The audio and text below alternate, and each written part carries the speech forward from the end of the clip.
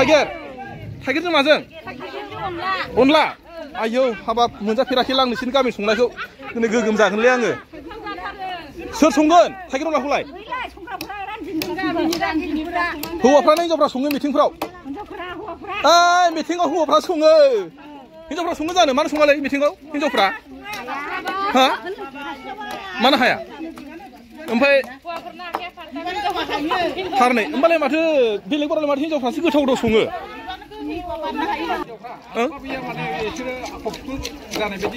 न'फ्रावलाय माथो बिराद बुरजा बुरजा ओंखाम सङो बेलेग ओमफ्राय बिना मानो बेलेग बुरजा बुरजा संनांगौ जायो नालाय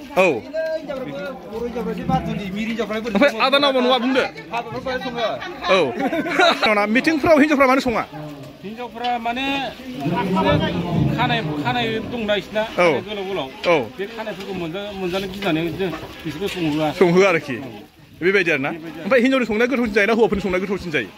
संनायाथ' दा हिनजावफोरनि संनाया एसे मोजां जासिनो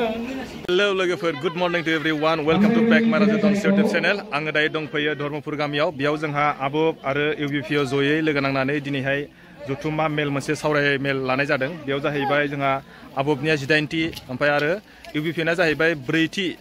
जथुम्मा हाबाफारि बेयाव आं नोंथांमोननो माखासे दिन्थिलांनो होननानै फैबाय आं माने फुङावनो फैबाय दायो माने माखासे फिल्मला दिन्थिनाय आरो माने रुंसारि जालांनाय बिथांमोननो मान बावनाय आरो लोगोसे बिफां गायनाय जादों बेखौ नोंथांमोननो फारसे फारि फारि खोन्थालांबाय थानोसै नोंथांमोना जों थांफाबाय थाबानो जाबाय माने स्टार्टिंनिफ्राय जोबजासिम आङो मोजाङै मोजां खोन्थालांनो नाजागोन नोंथांमोना जों थांफाबाय थाबानो जाबाय अके लोगोफोर सेल' बिदिबा आं जों थांफाबाय थानाय लेट्स गो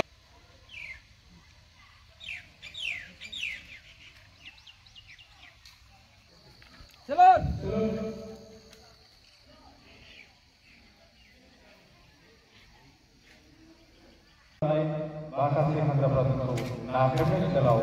बुंनो नागिरबाय दा बे समाव जोंखौ नाख्रेबनाय ओनसोलाव खालामनोबाबो जोंबो जेननानै थायाखै बिनि कुइसननि एन्सारखौ जोङो फारि फारियै होबोगासिनो दङ दा जोङो पलिटिकेल हान्जाजों खारफायाबा दिनैनि मुलुगा खाना जोंनि बर' कसारि वेलफेयार अट'नमास काउन्सिलखौ 2020 मायथाइनि 23 जानुवारियाव दानानै होनाय जादोंमोन दानानै होनायनि उनाव दा जोंना 4 बोसोर जाबाय 4 बोसोरनि गेजेराव दासिमबो जोङो आबुं महर होनो हायाखै बेनिखायनो जि सरकारानो फैया जि माने पार्टियानो फैया बिथांमोनजों लोगो जालायनानै जाहाथे जोंनि बर' कसारि काउन्सिलनि खामानिफोरा जाफुंसार जायो बिनि थाखाय खामानि मावगासिनो दङ रायजो राजा नोंथांमोन नाथाय जोंहा इउबिपिअआ मोनसे पलिटिकेल पार्टि नङा दा सोरबाया आंनि मिटिङाव फैयालासिनो बायदि रोखोमनि रायलायनानै गामि गलायाव थानानै गोबां खोथा बुंनो नागिरो नाथाय बेबायदि रोखोमै नङा फोरमायनाय जादों आरो बिनि जायगायाव जोंहा गुफुर बेखौथ' बयबो मिथियो जानो हागौ सैथो जोङो अराय सैथोआव थानांगोन सैथोजों जों आगान सुरलांनांगोन अब्लासो जोंनि साननाय हनाय माखासे मावनो लानाय खामानिफ्रा मोगथाङाव हगार मोनगोन आरो बे गुफुरनि जिथु जायगायाव माखासे मानसि सावगारि नुदों गिबि सिगाव फैफिना लानानै आगान सुरदों बेयो देखायनाय जादों जे जोंनि थांखिफ्रा जेब्लासिम जाफुंहैया अब्लासिम जों बेबायदिनो माने खामानि मावनो थाखाय जोङो आग्रह जानानै जोङो दावगालांबाय थागोन बेखौ फोरमायनाय जादों गोथां गाहाय खामानिया जाहैबाय गोथाङा जादों साहस आरो एंगारनो हानाय गुन जोङो माखासे खामानिखौ मावनो थांब्ला जों खोब रोंबाबो जानाय नङा गोरोंबाबो जानाय नङा जोङो साहस थानांगोन साहसखौ लानानै जोङो जोंनि थांखि फारसे जोङो आगान सुरलांनांगोन बेनि गेजेरावनो माखासे खैदानफोर फैयोबा बेराफोरनि गेजेरजों जोङो सोलिनांगोन बेखौ फोरमायनाय जादों फिरफिलानि ओंथिया बेखिनियानो आं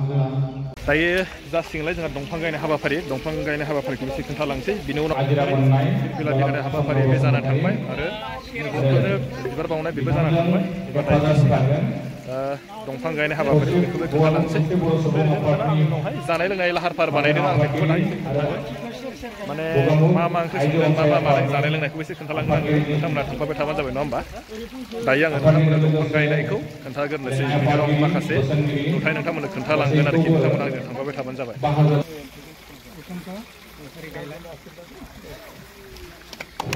साबायखर थाबाय लानो थाखाय गौरां दख'ना आइजो अनसाय आफादखौ खावलायनाय जाबाय गोजोन्थों दायो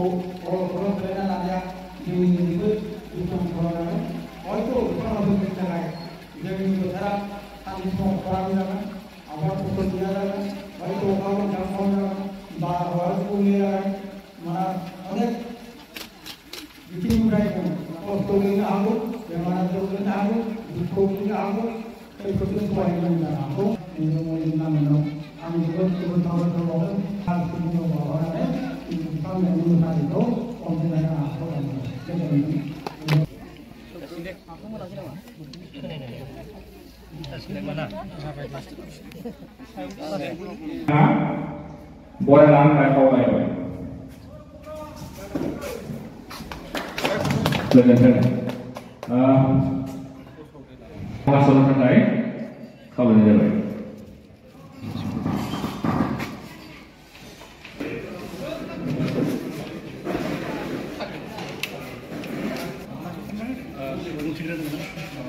सहाय खालामफानो थाखाय जोंनि आफादनिखौ खावलायनाय जाबाय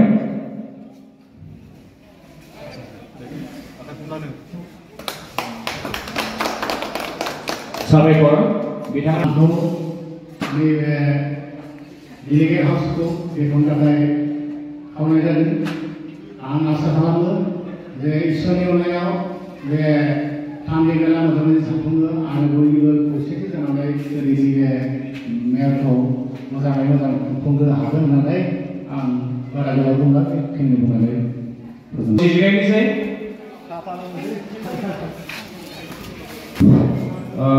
मानगोनां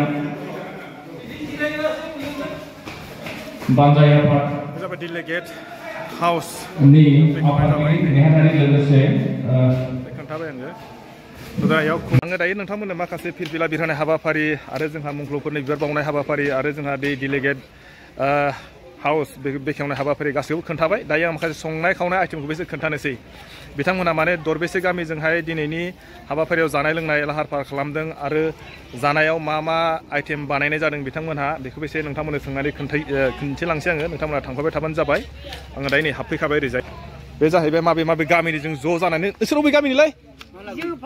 फालागुरि दरबेसे गामिजों नोंसिना बेयाव ज' दिनै दरथाम गामि सोरनि गामिया बांसिन फैदोंलै फालागुरिया बांसिन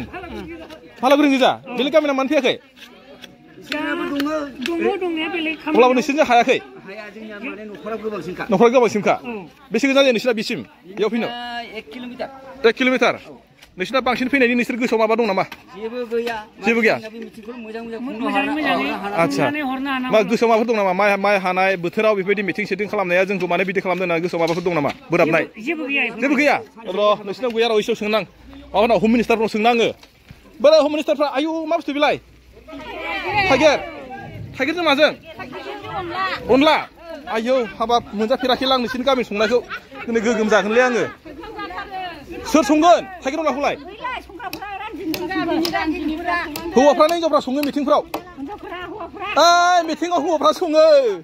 हिनजावफ्रा सङो जानो मानो सङालै मिटिंआव हिनजावफ्रा हा मानो हाया ओमफ्राय फारनै होमबालाय माथो बेलेगफोरालाय माथो हिनजावफ्रासो गोथाव गोथाव सङो हा हायोमोन आइया नोंसोर मा मिथिया होमबा ना मिथिङाव मानो हौवाफ्रा सङो र' सोरनाव सोंनो आं नै नै नै नोंनाव मा बुस्थु बेलाय ओंखाम ना ओइ मिथिङाव हिनजावफ्रा मानो सङालै न'फ्रावलाय माथो बिराद बुरजा बुरजा ओंखाम सङो बेलेग ओमफ्राय बिना मानो बेलेग बुरजा बुरजा संनांगौ जायो नालाय औ ओमफ्राय आदानाव न'आ बुंदो खोन्थाबारा बेयाव दा खोन्थाबारा नुफेराखै आं बाजेना न'आ खोन्था बाजाय नोंनाव न'आ आयौ माथो गासिबो बालागुरिनि गोजा मारलै बाला खेरिदेर बालागुरिजों हामारा नामासै ओइ नोंसोर संग्राफ्रा अबेनि औ चाइनानिसो नोंसोर चाइनानि बायदि नुवाखैलै नोंसोर चाइनानि बायदि नुवाखै ओइ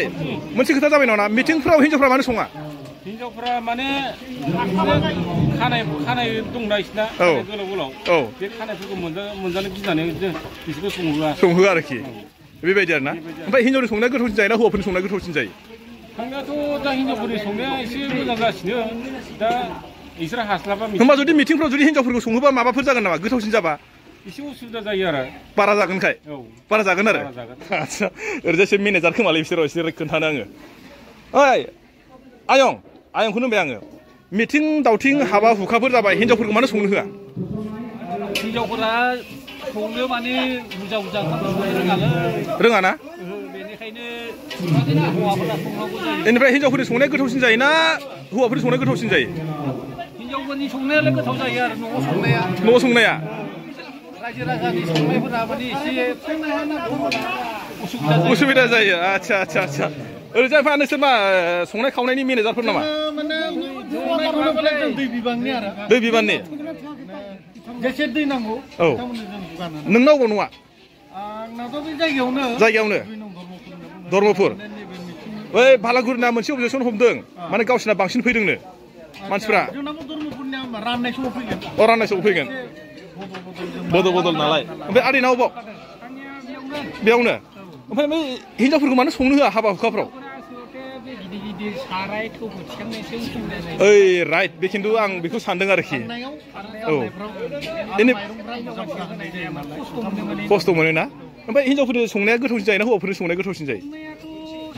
हिनजावफ्राबो जों न'आवथ' हिनजावफोरनि संनायखौनो जाबाय थायो गोथाव मोनजायो संनायाबो थिगानो बराबर ओमफ्राय दायो आइटेमा मा दङ मिथिगौ ना अनला फाख्रि दं औ बेनिफ्राय सयाबिन दं औ बेदर सेदरबो गैया नामा नै बिदि निरामिस बे मावसै फाख्रि लाइ फाख्रि आदसा आदैमोना बेयाव जेनेबा मावनाय दांनायाव बेफोरबायदि जे मिटिं जे मोनसे गिदिर खालामबाय सानसेनि हाबाफारि जेनेबा मोननै माबाखौ लानानै जेनेबा आबब आरो इउबिपिअ बेयाव आदामोनहा माबा मोनसे गोसोआव बोराबनाय माबाफोर दं नामा खुद्रिनायफोर बोराबनाय मोनाखै थिगानो मोजांसो मोनदों आरोना औ बरिया गोजोननाय थाबाय आदैमोननिसिम ओरैजाय सोरजों रायज्लायबावनो आङो बिसोरो बबे गामिनि एसे रायज्लायनोसै र' दाना नोंसोर मा जासुलिफोर ना माग्रा ना नोंसोर जेबो मोनजाथाराखै नामा नोंसोर मावग्रासो बहा गामिनि नोंसोरलाय से नं धर्मपुर गामिनि नोंसोरलाय सोर भालागुरि नोंलाय धर्मपुरनि बेयाव माने सोर गामिना बांसिन फैदों दे मिथिगौ ना भालागुरिनि ओमफ्राय मोनसे खोथा सोंनो आं नोंसिनाव बै हाबा हुखाफोराव हिनजावफोरखौ संनो होनायबा माबा मोनसे मोजांसिन जागौमोन नामा सानो नामा नोंसोरो रायजो रोजानि संनायफ्राव मोजांसिन सङो ओमफ्राय मानो हिनजावफोरखौ संनो होआ नोंसोर संनो लुगैना लुगैया हिनजावफोर जानानै जेनेबा हाबा हुखानि जेनेबा ओंखाम संनायखौ इदिसो होमबा माबासो संनो बानायावनो दं आरो नङा होमबा औ बेनो आरो मेन खोथाया नङा होमबा मोनसेयाथ' जेनेबा हमना ला बिराद गिलिर जागोन ना दालि बा बेदरफोर संबा नङा होमबा हास्लाबा आरोना अब्ला माने संनायनि खेत्रआव हिनजावफोरनि संनाया गोथावसिन जायोना हौवाफोरनि संनाया गोथावसिन जायो गोथावसिन जायोना नोंगौना गोथावसिन जामारो ना हिनजावफोरनिया हिनजावफोरालाय संग्राखा नालाय ओमफ्राय हौवाफोरना मानो गोथाव जाया हौवाफोरा जानो आरो मिथिया होमबा नङा दा जेनेबा मिटिङावथ' जों सानफ्रामबो मिटिं दावथिं बा बस हाबाफोर जाबा हौवाफोरनि संनाय मोनजायो ओमफ्राय हिनजावफोरनि संनाय जानो लुगैना लुगैया हाबाफोराव हायोथ' संनो हायो खिन्थु बायो आरो एसे बादुलि बादुलि गोजा बादुलि मारना नोंसोर बादुलि मारना हिनजावफ्रा जोना ना ओरै थांसै र' आङो बिथांमोनजोंबो एसे रायलायनोसैलाय बिसोर माने थोरसि सुग्रा ना मा सुग्राथाय नोंसोरलाय बबे गामिनि फालागुरिनि नोंसिना बेसे गोजान जायो फालागुरिया बिनिफ्राय दै बारबानो मोनो आच्छा आच्छा आच्छा ओमफ्राय नोंसोर मा संनाय बिदि सुनायनि थिखा लादों नामा थिखासो नोंसिना नंगौ ना बेसेबां हाजिरा मोनो नोंसोरलाय दायो फैलायबाय जा आब'फोरनि जिथुनाखि जथुम्मा डेलिगेट हाउसआव आरो नै बिथांमोना माने बेलेगाव लानाय जादों बेलेग स्कुलाव आरो एलपि स्कुलावहाय बे माने जाहैबाय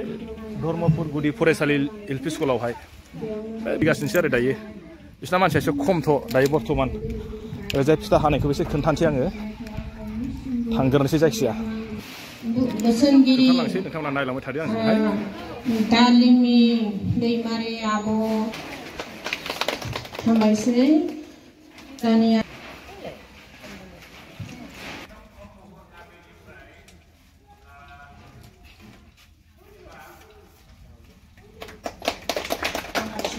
दुलाराय बर' आइजो अनसाय आफाद गगामुग दख'रानि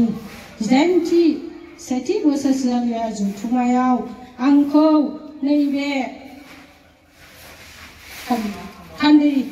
खान्दै बादाखौ फिथा हानो खावलायनायलाय आङो दिनै फिथाखौ हानानै होनाय जाबाय बे बोसोरसालिया जथुम्मायाव जे मोजाङैनो मोजां दैदेनलांनो हायो बेखौनो आंनि गोसो गोरबोनिफ्राय रोजा रोजा साबायखर बावनानै आंनि सुंद' बिबुंथिखौ आं एसेयावनो फोजोबनाय जाबाय गोजोन्थों